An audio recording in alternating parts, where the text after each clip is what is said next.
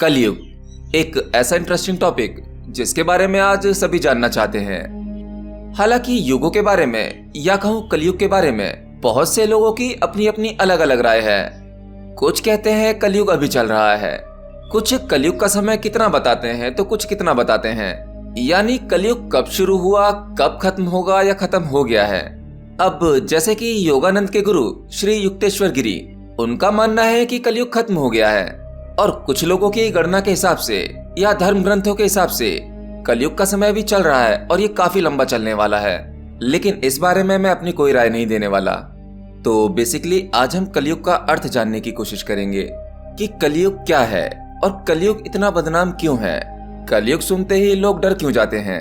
आज संसार में जितना भी उपद्रव चल रहा है, चारों तरफ हिंसा, लड़ाई झगड़ा, मारकाट, बेईमानी, इन सभी गलत कामों को हम कलयुग का नाम देकर इनसे बचने की कोशिश करते हैं कि भाई कलयुग चल रहा है तो ऐसा बिल्कुल सामान्य है। लेकिन कलयुग किसी युग का नाम नहीं है।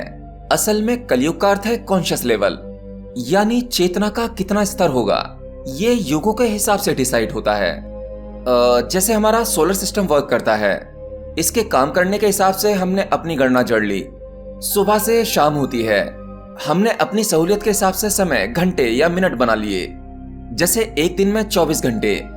हमारे सौर मंडल के सभी ग्रह सूर्य का चक्कर लगाते हैं, पृथ्वी भी सूर्य का चक्कर लगा रही है, और ये चक्कर पूरा होता है 365 दिन यानी एक साल में। सभी ग्रह अपनी दूरी पर घूम रहे हैं और सूर्य का चक्कर लगा रहे हैं। ये हमारे सौर मंडल का समय जिसे हम समझ पाए। लेकिन ये सभी ग्रह और सौर मंडल जिस एक स्थान पर घूम रहा है वह स्थान भी स्थायी नहीं है, यानी ये सौर मंडल भी गति कर रहा है, यह सूर्य भी किसी के चक्कर लगा रहा है।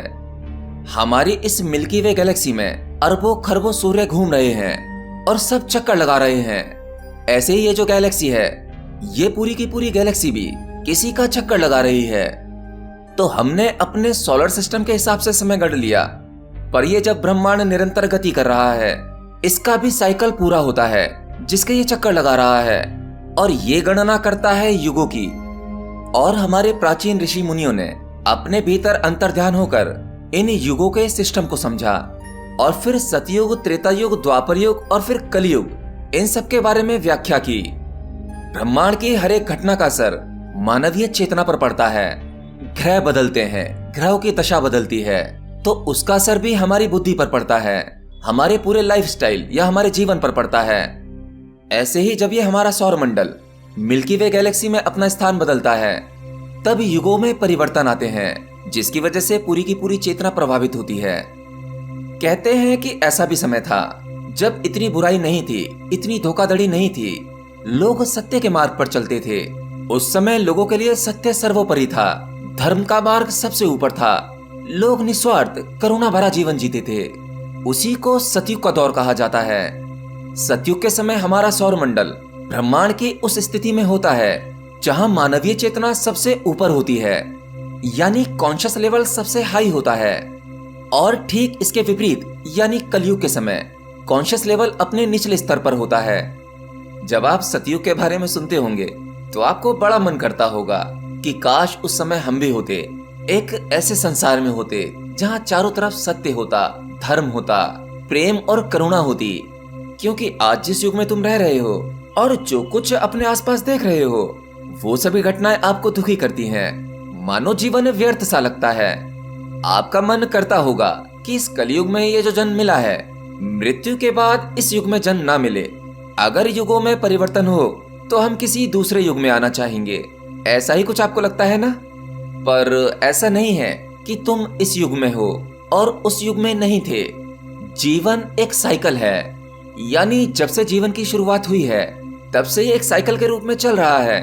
केवल परिवर्तन होते रहते हैं, कुछ भी रुकता नहीं है। तुम आज इस कलयुग में हो, सतयुग में भी थे, तुमने वो सब भी एक्सपीरियंस किया है। इसीलिए तुम्हारे भीतर धर्म, प्रेम, सत्य, करुणा कहीं ना कहीं सूक्ष्म रूप में मौजूद है। लेकिन ऐसा भी नहीं है कि सतयुग के समय में बिल्कुल बुराई नहीं थी।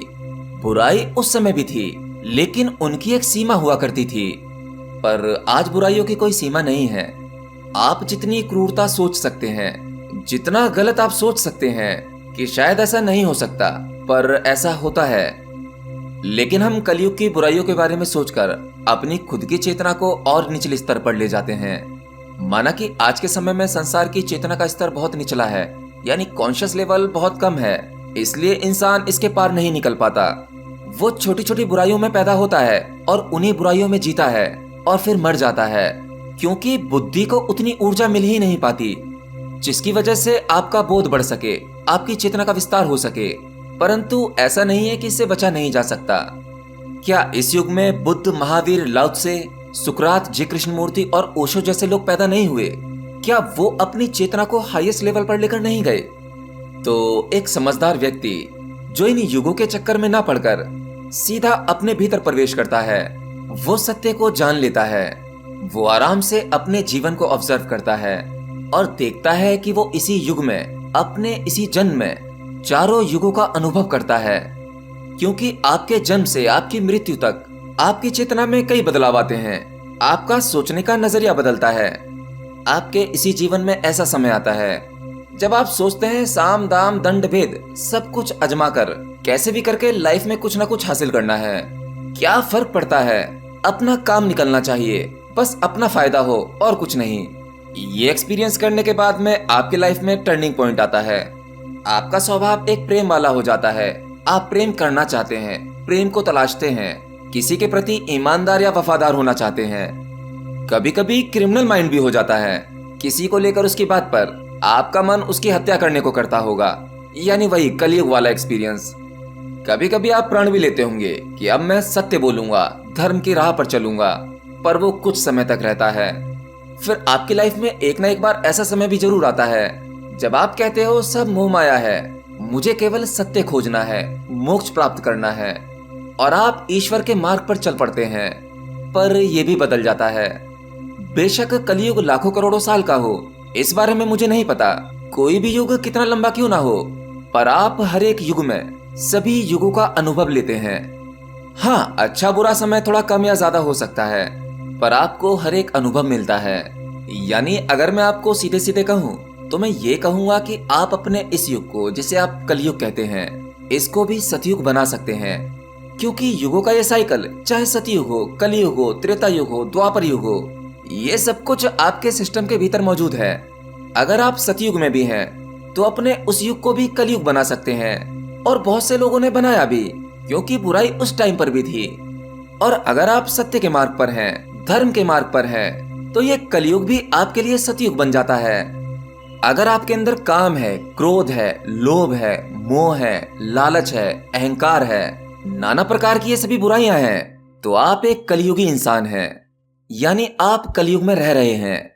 इन सबको लेकर आप पूरा जीवन रोते रहेंगे।